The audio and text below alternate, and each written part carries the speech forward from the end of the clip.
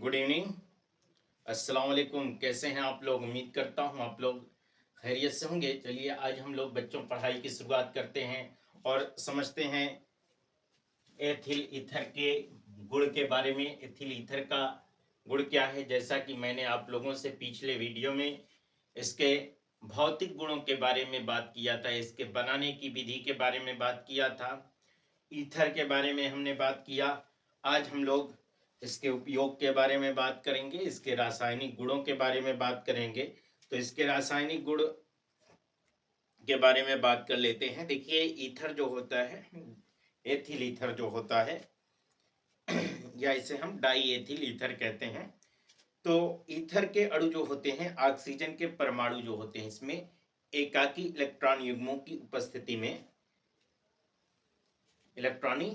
Electron जो है, electron युग्मों की एकाकी इलेक्ट्रॉन युग्म की उपस्थिति के कारण ये प्रबल अम्ल के प्रति लुईस क्षारक का व्यवहार प्रदर्शित करते हैं।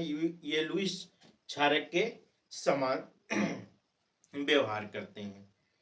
आइए इसकी जांच कर लेते हैं। डाई एथिल ईथर को जब हम ठंडे सांद्र सल्फ्यूरिक अम्ल एवं अकार्बनिक अम्लों में जो घुलनशील होता है उनके साथ जब क्रिया कराते हैं तो यह क्या बनाता है?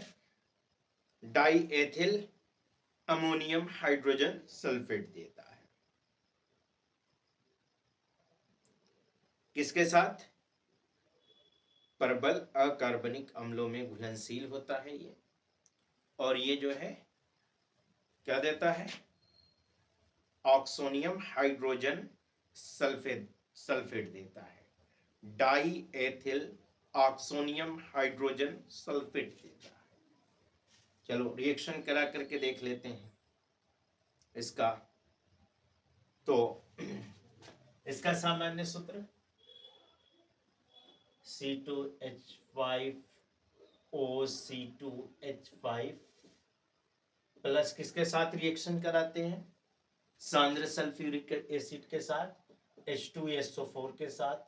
H2SO4 के साथ रिएक्शन कराने पर आपका क्या बनता है? Die ethyl oxonium hydrogen sulphate बनता है। क्या बनता है? इसके साथ रिएक्शन कराने पर C2H5 का ट्वाइस बनता है, C2H5O का ट्वाइस OH पॉजिटिव आयन बनता है। इसके अलावा HSO4 निगेटिव आयन बनता है। क्या बनता है? HSO4 इसमें निगेटिव आयन होता है। तो ईथर में जो ईथर के इलेक्ट्रॉन युग्मदाता यानी इलेक्ट्रॉन पेयर डोनर जो होता है, इसका इलेक्ट्रॉन पेयर डोनर गुण के कारण लवण जैसे व्यवहार ये करते हैं। जैसे MgCl2 FeCl3 ये जो है ईथर के अंदर बड़ी आसानी से घुल जाते हैं। ईथर जो है ये कई लुईस अम्लों के साथ योगात्मक यौगिक बनाता है। जैसे उदाहरण के स्वरूप बात करें हम, इसके उदाहरण में हम बात करें तो ईथर जो है ये बोरान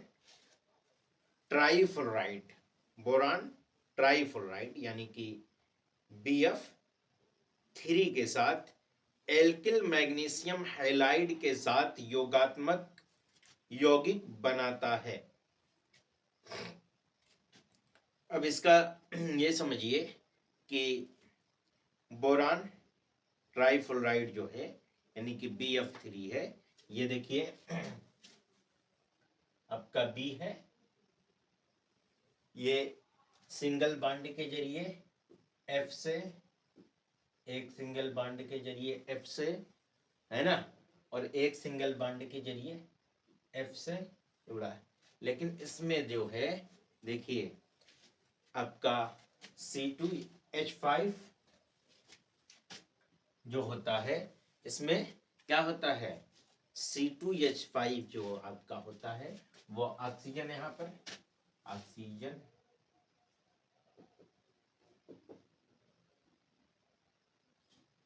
C2H5 C2H5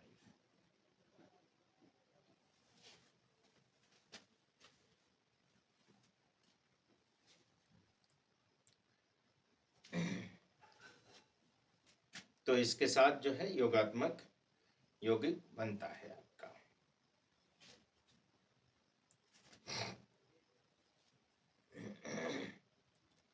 इसके साथ योगात्मक यौगिक बना लेता है।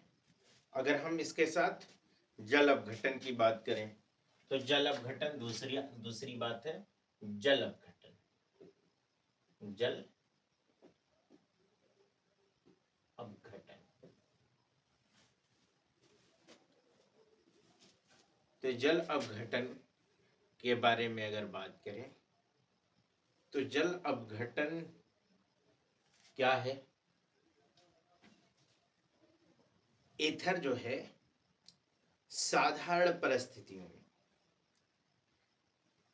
जब ये साधारण परिस्थितियों में ईथर होते हैं तो अम्ल क्षार, अम्ल या क्षार द्वारा जल अपघटित नहीं होते हैं। सामान्य परिस्थितियों की बात मैं कर रहा हूं। अगर सामान्य परिस्थितियों में है तो इसमें क्या होता है, नहीं होता है, जल अपघटन नहीं होता है सामान्य परिस्थितियों में। लेकिन इसमें इसी के साथ साथ तनु सल्फ्यूरिक अम्ल के साथ हम उच्च ताप या उच्च दाब अगर दे देते हैं तो उच्च ताप और दाब देने पर डाई ईथल जो डाई एथिल ईथर है ये बहुत कठिनाई से एथिल एल्कोहल में जल अपघटित होता है। देखो इसका रिएक्शन देख ले रहे हैं हम लोग। C2H5O C2H5 प्लस H2O, जब हम किसकी उपस्थिति में, सल्फ्यूरिक अम्ल H2SO4 की उपस्थिति में, और ये भी डाइल्यूट तनु सल्फ्यूरिक अम्ल है। कैसा है, तनु सल्फ्यूरिक अम्ल है। उच्च दाब उच्च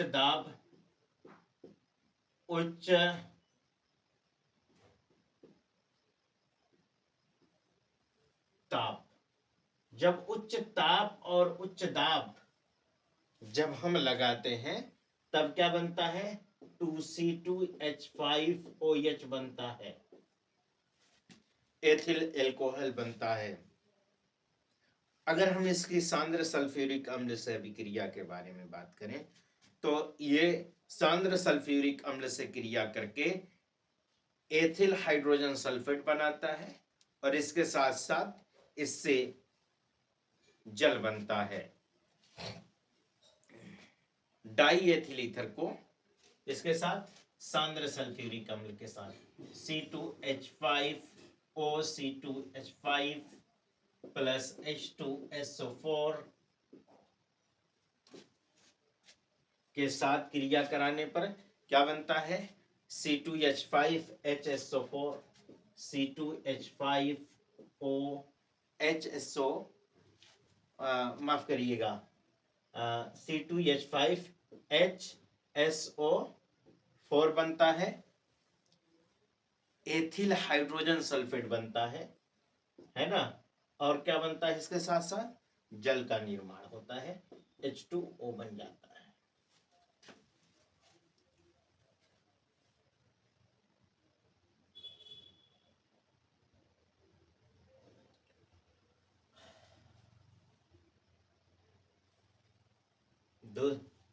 दूसरी बात इसकी समझ लेते हैं। देखो जब जो है हम इसकी डाई एथिल ईथर की हाइड्राइडिक अम्ल से क्रिया कराते हैं, HI से क्रिया कराते हैं। तो HI से क्रिया करने पर क्या होता है? HI से क्रिया करने पर ये जो है आपका एथिल आयोडाइड और एथिल एल्कोहल देता है। क्या देता है? देखो, डाईहाइड्रिक क्रिया इसकी जो होती है हाइड्रोजन आयोडाइड के साथ, इसको जो है क्या करते हैं, अगर ठंडे में अभिक्रिया कराते हैं तो ठंडे में अभिक्रिया और गर्म में अभिक्रिया, ये दोनों अलग अलग अभिक्रियाएं होती हैं। तो ठंडे में जब अभिक्रिया कराते हैं तो ठंडे में अभिक्रिया कराने पर C2H5 का twice O ethyl ether plus और क्या HI, यदि इसे ठंडे में अभिक्रिया कराते हैं तो ठंडे में अभिक्रिया कराने पर ठंडे सांद्र हाइड्राइडिक अम्ल के साथ अभिक्रिया कराने पर इसमें जो है क्या बनता है, C2H5I बनता है प्लस C2H5OH बनता है। एथिल एल्कोहल बनता है और एथिल आयोडाइड बनता है। क्या बनता है? एथिल आयोडाइड और एथिल एल्कोहल बनता है। अगर यही गर्म करने पर, ये तो आपका ठंडे पर है, अगर इसे गर्म पर कराते हैं तो गर्म पर कराने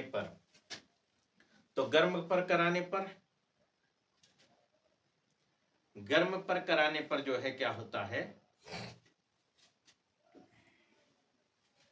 गर्म पर कराने पर इसमें अभिक्रिया करा देते हैं C2H5 का ट्वाइस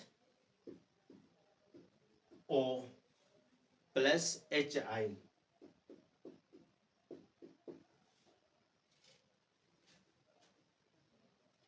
डाई एथिल ईथर के साथ गर्म करने पर क्या होता है, ये दो अणुओं में एथिल आयोडाइड और एक जो है आपका इसमें जल का अणु भी बनता है। चलिए देख लेते हैं किस प्रकार बनता है। तो HI रिएक्शन कराया आपने, रिएक्शन के बाद आपका C2H5I बनेगा, C2H5I प्लस C2H5OH। एक रिएक्शन ये आपका हो गया।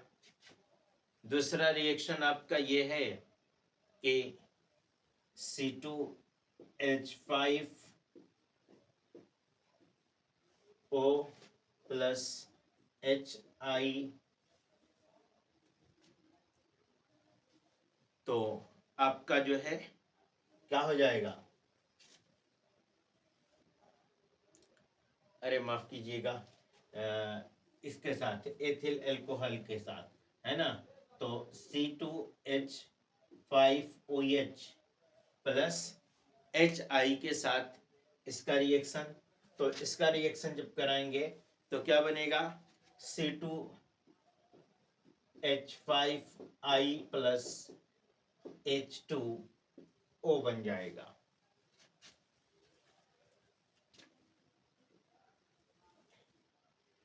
यानी कि इस क्रिया में C2H5 का twice O plus HI reaction में आपका क्या बन जाएगा, C2H5I बन जाएगा, C2H5I प्लस और क्या बन जाएगा, H2O बन जाएगा। ये आपका रिएक्शन है, इसे नोट कर लीजिए, ताकि हम आगे और भी रिएक्शन आपको आगे और बता दें।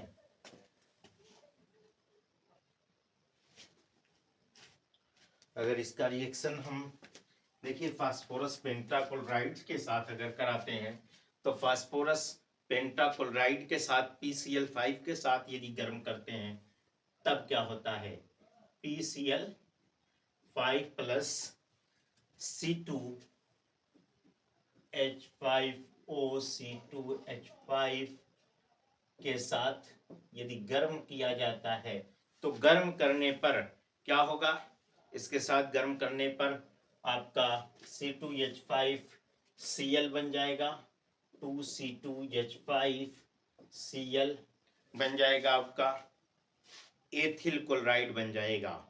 और क्या बन जाएगा आपका, POCl3 बचा है, तो आपका POCl3 बन जाएगा, फास्फोरिल क्लोराइड बन जाएगा।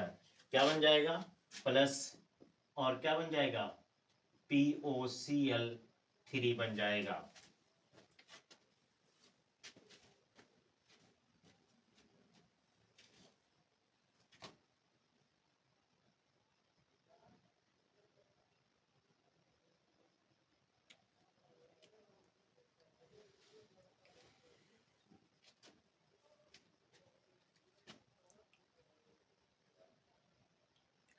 देखिए, अगर हम इसकी क्लोरीन के साथ अब क्रिया कराते हैं तो क्लोरीन जो है डाई एथिल ईथर क्लोरीन या ब्रोमीन के साथ जब क्रिया करता है तो इसका प्रतिस्थापन हो जाता है और प्रतिस्थापन अभिक्रियाएं होती है। ठीक है, जैसे अंधेरे में डाई एथिल ईथर क्लोरीन से क्रिया कराने पर क्या बनाता है, 1,1 die chloro die ethyl ether बनाता है। वहीं प्रकाश की उपस्थिति में क्रिया कराने पर दूसरी अभिक्रिया होती है। प्रकाश की उपस्थिति में डाई एथिल ईथर से क्रिया कराने पर क्या होता है, डाई एथिल ईथर से क्रिया कराएंगे तो आपकी ये दूसरी अभिक्रिया होगी।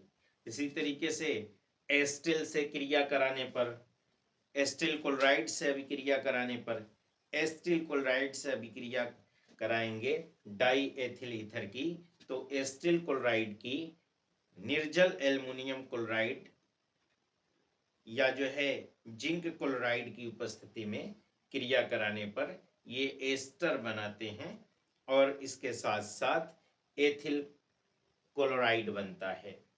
क्या बनता है, एथिल क्लोराइड बनता है।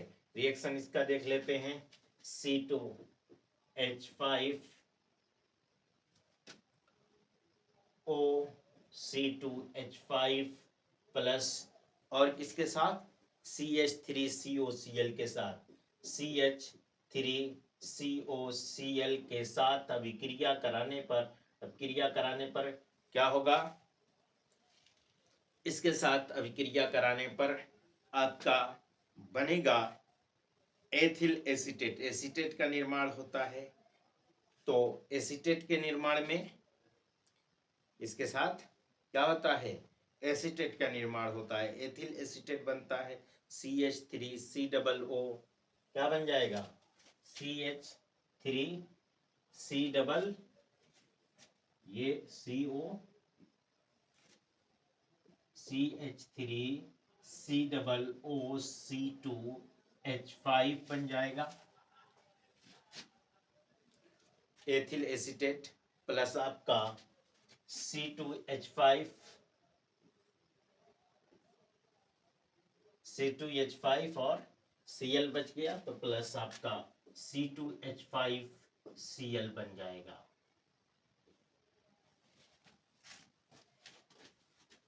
एथिल क्लोराइड बन जाएगा। ठीक है,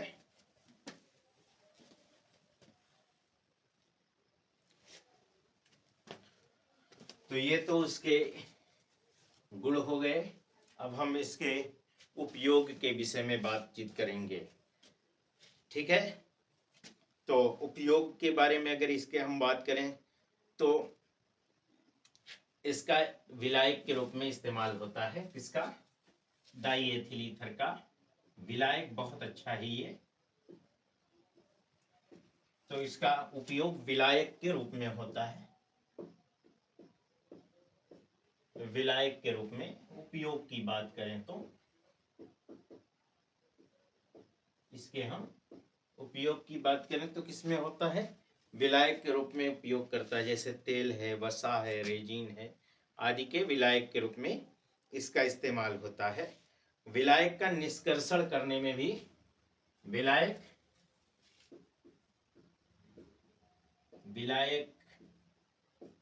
के निष्कर्षण में इसका इस्तेमाल होता है।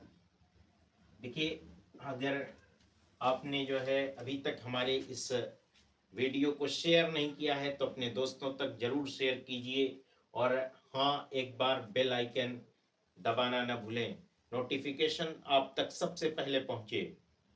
दोस्तों तक शेयर कीजिए और कमेंट करके ये जरूर बताइए कि और इसमें क्या हम ऐड करें, ताकि ये और बेहतर तरीके से आप लोगों तक पहुंच सके।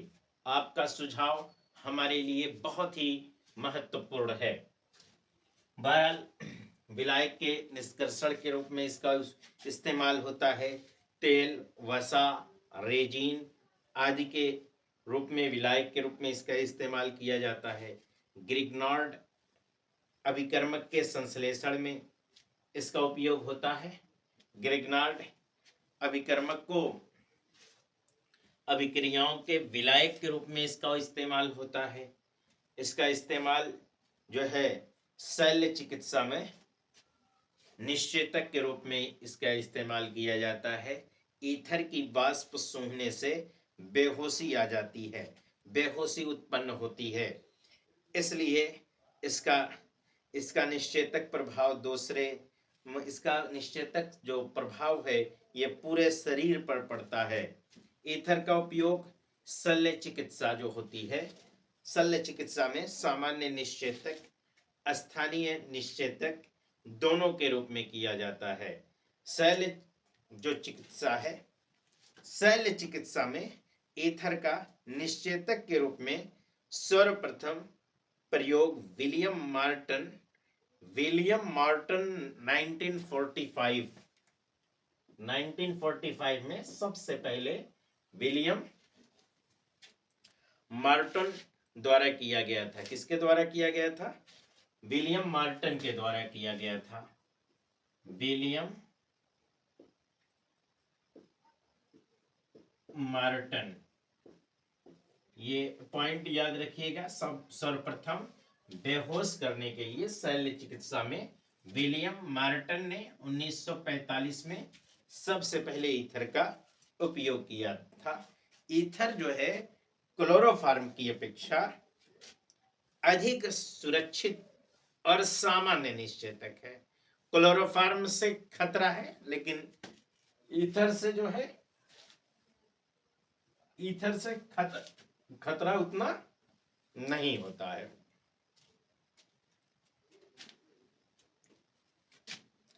ईथर जो है श्वसन तंत्र में जलन उत्पन्न करता है, और इस श्वसन तंत्र में जलन उत्पन्न होने के कारण इससे जी मिचलाने लगता है। ये ईथर का सबसे बड़ा दोष है। आजकल निश्चेतक के रूप में सामान्यतः जो है नाइट्रस ऑक्साइड, निश्चेतक के रूप में नाइट्रस ऑक्साइड और ईथर का ही उपयोग ज्यादातर होता है। किसका उपयोग होता है? नाइट्रस ऑक्साइड का, नाइट्रस ऑक्साइड और ईथर, ये सबसे ज्यादा उपयोग किए जाने वाले दो निश्चेतक पदार्थ हैं।